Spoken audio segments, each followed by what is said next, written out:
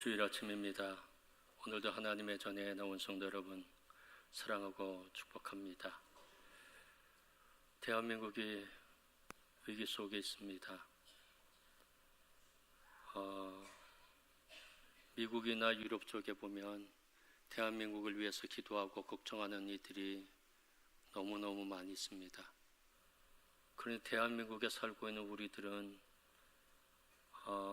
불감증에 걸려 있어서 뭐 괜찮을 거다 그런 생각들을 하고 있지만, 트럼프 대통령이든지 김정은 위원장이든지 돌발적인 사람들이기 때문에 대한민국이 위기 속에 있다고 하는 사실을 우리가 기억해야 합니다.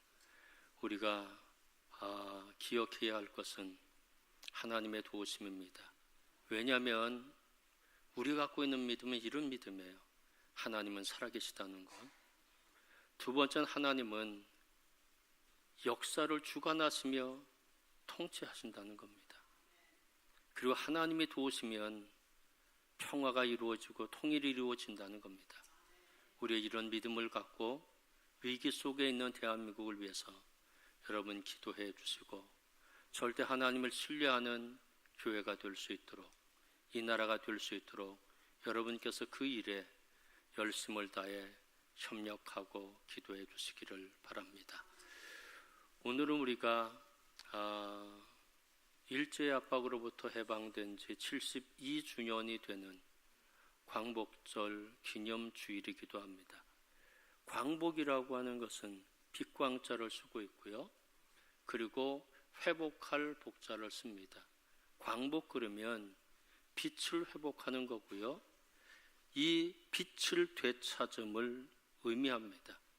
일제 압박 속에 우리는 어둠 속에 있었거든요. 주권을 다 잃어버렸습니다. 언어도 빼앗겨 버렸고요. 한국식 이름도 다 빼앗겨 버리고 말았습니다. 그리고 수많은 물자들도 다 빼앗겨 버리고 말았습니다. 뭐 숟가락 젓가락까지 빼앗겨 버리고요. 교회당에 걸려있는 종까지도 다 빼앗아 버리고 말았습니다. 젊은 청년들은요, 총알바지로 전쟁터에 나가게 됐고요. 젊은 여성들은 위안부로 끌려가는 그 어두운 시절이 있었거든요. 너무 컴컴한 시절, 너무 힘든 시절이 있었습니다. 그러나 하나님은 우리나라를 축복하셔서 해방을 주셨습니다. 고레스라고 하는 그 왕을 통해서 이스라엘 민족을 바벨론에서 해방시켜 그들을 고국 땅으로 돌아가게 했듯이, 하나님은 미국이라고 한 나라를 통해서 일본의 압제에서 우리를 해방시켜 우리를 다시 빛 가운데 거하게 하셨다는 겁니다. 이것은 하나님의 역사이고요, 하나님의 도우심입니다. 오늘 본문의 말씀은 요단 동편 땅에 거주했던 이스라엘 세 지파의 이야기인데, 흥망성쇠에 관한 이야기가 기록되고 있습니다. 요단 동편에 있었던 루벤 지파, 갓 지파, 므낫세 반 지파를 이방 민족의 연합군을 구성해서 침공하게 됩니다. 이방의 민족은 수십만 명의 군대였습니다. 그러나 요단 동편의 군인들은 44,760명밖에 되지 않았습니다. 절대 열세였다는 거죠. 이길 수 없는 전쟁이거든요. 그런데 그들은 그 전쟁을 앞두고 하나님 앞에 부르짖어 기도합니다. 20절 말씀 다 함께 읽겠습니다. 그들이 싸울 때 하나님께 의뢰하고 부르짖음으로 하나님이 그들에게 응답하셨습니다. 아멘. 하나님의 도우심으로 그들은 전쟁에서 승리하게 됩니다. 수십만 명과 44,000명이 싸움한다. 게임이 되지 않습니다. 질 수밖에 없는 전쟁인데 하나님이 함께 하셨더니 승리하고 흥하고 번성했다는 겁니다. 이런 축복받은 지파, 요단 동편에 있었던 지파가 또 다른 위협을 받게 됩니다. 아수르라고 한 나라가 침공을 하게 됩니다. 수십만 명이 그 나라를 침공했습니다. 그러면 예전에 4만 4천 명 갖고도 수십만 대군을 이겼다고 하면 아수르가 쳐들어와도 당연히 이겨야 합니다. 승리해야 합니다. 그런데 요단 동편에 있었던 이 세 지파는 BC 732년에 아수르에 의해서 멸망하게 됩니다. 이스라엘, 북왕국 이스라엘이 BC 722년에 멸망한 것을 보면 그거보다 10년 전에 세 지파는 멸망하게 된 겁니다. 26절 말씀 다 함께 읽겠습니다. 빌레의 마음을 심해 곧 과 문하세 안지파를 사로잡아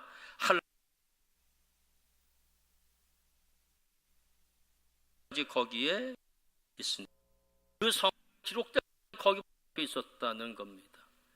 뭔가요? 아수르가 쳐들어왔을 때 전쟁에서 패배했다는 겁니다. 수많은 사람들이 죽었고요. 그리고 그들이 갖고 온 정말 비옥한 토지를 다 빼앗겨 그곳에 세는 머무르지 못하고 쫓겨나서 이방 땅에 유리방황하는 그런 민족으로 그렇게 분산되게 됐다는 겁니다. 처음 전쟁에서 이겼다고 하면 두 번째 전쟁에서도 당연히 이길 수 있거든요. 10만이 이겼다고 당연히 저도 되는 것은 처절하게 패배하고 죽었고 쫓겨났고 모든 땅을 잃어버리게 됐다는 겁니다. 이렇게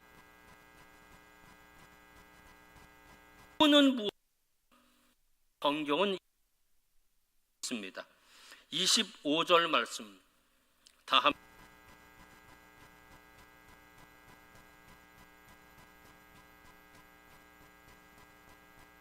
를 간음하듯 섬긴지라. 멸망의 원인이 우상 숭배에 있었다는 겁니다. 그들은 가나안 땅에 들어갔거든요. 가나안 땅을 차지한 민족이 이스라엘 민족입니다. 근데 그 가나안 땅의 우상이 바알과 아스다롯입니다. 풍요의 신이라고 믿었거든요. 이 바알과 아스다롯, 저 그림이 이제 나올 텐데요. 인간이 만든 신이거든요. 그런데 저 신에 절하고 예배하고 섬겼다는 겁니다. 그들은 분명히 신의 산에서 하나님과 언약을 맺었고 하나님만이 우리 하나님이 될 것이다. 그렇게 그들은 고백했습니다. 그래서 하나님 그들에게 십계명을 줬는데 십계명의 첫 계명이 이런 말씀입니다. 출애굽기 20장 3절 말씀 다 함께 읽겠습니다. 너는 나 외에는 다른 신들을 내게 두지 말라. 아멘. 신들을요 섬기지 말라는 것도 아니라 두지 말라는 겁니다. 앞에 놓고 보아서도 안 된다는 겁니다. 다른 신들은 내 앞에 있어서도 안 된다는 겁니다. 이것이 십계명의 첫 번째 계명입니다. 가장 먼저 지켜야 할 것, 그거는 우상 숭배하지 않고 오직 하나님만 경배하는 것이었거든요. 그런데 세 지파는 바알, 아스다롯 섬기면서 하나님과의 관계를 깨뜨렸다는 겁니다. 그런데 오늘 본문의 말씀을 보면 이 세 지파의 어리석음을 이렇게 설명하고 있습니다. 25절 말씀 다시 한번 읽겠습니다. 하나님이 그들 앞에서 멸하신 그 땅 백성의 신들을 간음하듯 섬긴지라. 세 지파가 섬기고 있는 우상이 어떤 존재인지를 저 말씀이 지금 설명하고 있습니다. 가나안 땅은 원래요, 가나안 7족속이 있었던 땅이거든요.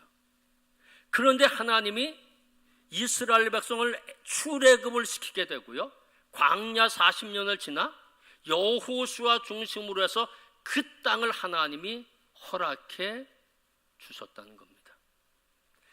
그 땅 백성들이 섬기고 있던 신은 어떤 신인가요? 어떤 신인가요?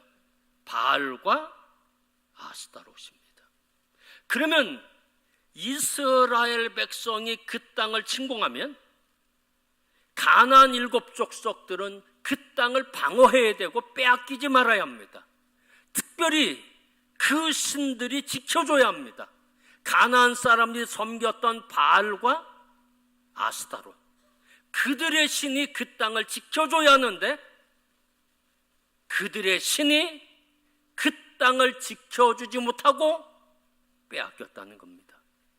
그런데 이스라엘의 세 지파는 그런 신, 그 땅을 지켜주지도 못했던 그 신을 지금 섬기고 있다는 겁니다. 넌센스죠. 얼마나 어리석어요? 하나님이 그들 앞에서 멸하신 그 땅 백성의 신들을 간음하듯 섬긴지라. 어처구니 없는 거죠. 사실 그 땅의 백성들은요, 7족속이나 되고요, 네피림도 있었습니다. 거인 중에 거인이거든요. 그러면 그 땅의 백성들이 이스라엘이 침공해도 지켜나갈 수 있거든요. 또 그들의 신들이 막강한 신이라고 하면 당연히 지켜줘야 되죠.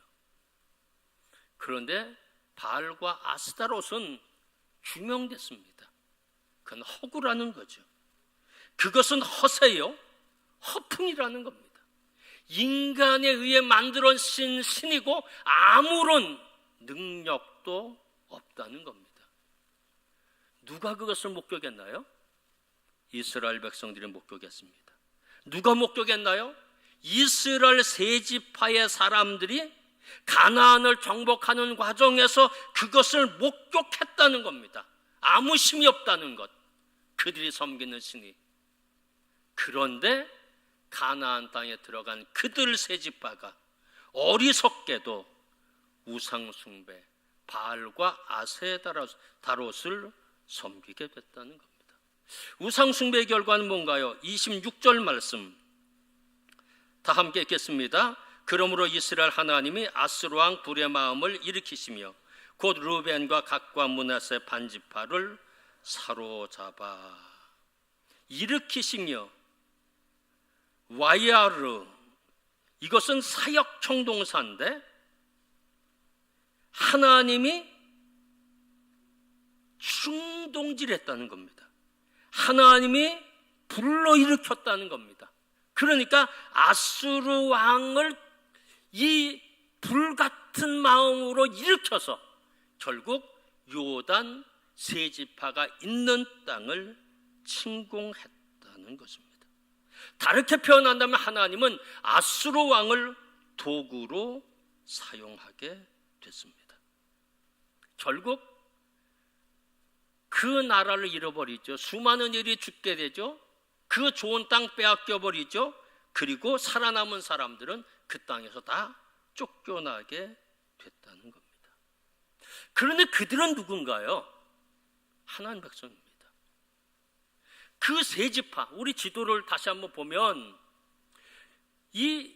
그 위에는 갈릴리 호수가 있고 그 다음에 요단강이 있고요. 그리고 사해가 있습니다. 아래로 이렇게 내려오면. 그런데 이렇게 나뉘어져 있거든요. 동쪽과 서쪽 나눠져 있거든요. 이 동쪽에 있는 지파들이 참 그 옥토지를 차지했어요. 그런데 그들이 요단 동편에 정착하면서도 이게 막혀 있잖아요. 물로 다 막혀 있잖아요. 그래서 그들은 동서로 나눠져 있지만 우리는 하나입니다. 우리는 한 백성이고 우리는 여호와 신앙을 지키겠습니다. 이렇게 결단했던 사람들이 세 지파이거든요. 그래서 그들은 요단강가에 큰 제단을 쌓고 하나님 앞에 예배한 적이 있습니다. 여호수아 22장 34절 말씀 다 함께 읽겠습니다. 르벤 자손과 갓 자손이 그 제단을 에시라 불렀으니 우리 사이에 이 제단은 여호와께서 하나님 되시는 증거라 함이었더라. 아멘. 동과 서로 나누어져 있지만 우리는 하나이고 하나님의 백성이라는 겁니다. 이 제단은 우리가 하나님을 믿는 또 하나 된 증거라고, 에시라고 하는 히브리어 단어는 증인, 증거라고 하는 뜻을 갖고 있습니다. 그러면 하나님만 섬겨야죠. 하나님만 예배해야 되잖아요. 그런데 그들은 어리석게 그 땅을 지켜주지 못했던 신, 그 신 우상을 숭배하게 되었다는 겁니다. 오늘 본문 전반부를 보면 거대한 나라가 쳐들어와도 44,000명 갖고 승리했어요. 후반부 보면 아수르가 침공합니다. 그것도 20만 30만이 왔어요. 당연히 이겨야 되지만 패배하게 됐다는 겁니다. 왜 그랬을까요? 하나님을 섬기고 하나님께 예배하고 하나님 앞에 기도했을 때는 승리했다는 겁니다. 그러나 우상 숭배하게 됐을 때는 패배했다는 겁니다. 같은 조건이었거든요. 똑같은 조건에 한 번은 승리하고 한 번은 멸망하게 되고, 그것은 무엇을 의미하게 됩니까? 승패는 군사의 수요나 능력에 있는 것이 아니라는 겁니다. 작전과 관계 있는 것도 결코 아니라는 겁니다. 살아계신 하나님, 역사를 주관하시는 하나님이 흥하게 할 수도 있고 패하게도 할 수도 있다는 겁니다. 성하게 할 수도 있고 쇠하게 할 수도 있다는 겁니다. 우리가 단적인 예로 본다면 골리앗과 다윗이 싸움합니다. 100번 싸움하면 당연히 다윗이 100번 져야 합니다. 이건 당연한 인간적 모습을 보면 당연한 거거든요. 그러나 다윗은 하나님과 함께 했더니 골리앗이라고 한 사람 무너뜨리고 승리하지만, 골리앗은 하나님을 의지하지 않고 칼과 단창으로 나왔더니 결국 패배하게 됐다는 겁니다. 결국 흥망성쇠는 하나님과 얼마나 가까워지느냐, 거기에 있다는 겁니다. 하나님과 멀리 했던 민족은 결국 무너질 수밖에 없다는 겁니다. 1945년 8월 15일 우리에겐 축복의 날이고요, 일본은 망한 날입니다. 광복의 의미가 뭡니까? 광복의 의미는 일본 제국주의에 대한 하나님의 심판이었다는 겁니다. 욕심내는 것, 수단 방법을 가리지 않고 외국을 침략해서 영토를 누리려고 하는 그런 악한 마음, 그것에 대한 하나님의 심판이 1945년 8월 15일에 있었다는 것입니다. 사랑하는 성도 여러분, 전쟁의 승패는 하나님께 있다는 것입니다. 우리가 요단 동편에 있었던 갓 지파는요, 용감하기로 용맹스러운 지파이거든요. 창세기 49장 19절 말씀 다 함께 읽겠습니다. 갓은 군대의 추격을 받으나 도리어 그 뒤를 추격하리로다. 역전시키는데 명수라는 거예요. 그만큼 용맹스러운 지파가 갓지파라고 하는 것입니다. 이스라엘 땅의 요새지 전방인데 살르가라고 하는 땅이 있어요. 저 땅입니다. 지금 요단 살르간 동편에 있고요, 저쪽 중심으로 해서 요단 서편입니다. 근데 살르가는 요단 동편의 가장 마지막 지점이어서 국경에 접하고 있었습니다. 그 땅의 원래 주인은 므낫세 지파의 땅이에요. 그런데 그 지역에 아주 요새이고 거기가 무너지면 동편도 무너지고 서편도 무너집니다. 가나안 땅을 다 무너뜨릴 수밖에 없어요. 그래서 이 살르가라고 하는 땅을 누가 맡았느냐? 갓지파가 맡아서 지키고 있었던 그런 용맹스러움이 바로 갓지파였다는 겁니다. 살르가를 지키면서 이 이스라엘 전체의 방패막이가 됐던 지파가 갓지파였다는 겁니다. 그런데 믿음이 퇴보하니까 그 용맹스러움도 전혀 발휘할 수 없게 됐다는 겁니다. 죄라고 하는 것은 우리가 갖고 있는 좋은 것까지라도 무력화시키는 것이 죄라고 하는 것입니다. 사랑하는 성도 여러분, 선한 덕목이라도 하나님 앞에 내가 있으면 그것이 더 크게 발휘할 수 있지만, 또 내가 단점이 있어도 내가 하나님 앞에 있으면 다윗처럼 골리앗과 싸움에 승리할 수 있지만, 아무리 내가 거대하다고 할지라도 하나님과의 관계가 무너져 버리면 결국 패배할 수밖에 없다는 것입니다. 사랑하는 성도 여러분, 그래서 오늘 본문의 말씀은 보세요. 전반부 44,000명이 승리합니다. 수십만 구 하고 44,000명이 또 싸움합니다. 수십만과 패배합니다. 전쟁은 숫자에 있지 않다는 겁니다. 전쟁 무기에 있지 않다는 겁니다. 오늘 성경에서 말씀하시는 메시지는 하나님이 함께 하시면 승리하게 된다는 겁니다. 하나님이 떠났으면 패배하게 된다는 것입니다. 하나님은 대한민국을 일제어둠으로부터 해방시켜 주셨습니다. 생각해보면 우리의 힘으로 해방된 건 아니잖아요. 하나님 도와주셨습니다. 왜 하나님은 대한민국의 해방에 은총을 주셨을까요? 출애굽기 6장 7절 말씀 다 함께 읽겠습니다. 너희를 내 백성으로 삼고 나는 너희의 하나님이 되리니 나는 애굽 사람의 무거운 짐 밑에서 너희를 빼낸 너희의 하나님 여호와인 줄 너희가 알지어다. 아멘. 이스라엘을 애굽 땅에서 해방시킨 하나님, 그 이유는 뭔가요? 너희를 내 백성 삼기 위해서. 하나님의 일본의 군국주의에서 우리를 해방시킨 것은 왜 그랬을까요? 우리를 하나님 백성 삼기 위해서. 그럼 우리가 어떻게 해야 합니까? 하나님만 예배해야 합니다. 하나님만 경배해야 합니다. 왜? 역사를 주관하시는 하나님이고 그 하나님에 의해서 이 나라의 흥망성쇠가 결정하기 때문이라는 겁니다. 생각해보면 교회가 흥할 때 나라가 흥하고 교회가 쇠할 때 나라도 쇠하게 된다는 겁니다. 1950년대, 1960년대, 1970년대 교회가 불릴듯하게 일어났을 때 한국의 경제도 불릴듯하게 일어났거든요. 그때 교회가 얼마나 많은 박수를 받았습니까? 그런데 80년대 후반부터 교회가 침체하기 시작하고 손가락질 받기 시작했습니다. 나라가 점점 어려워지잖아요.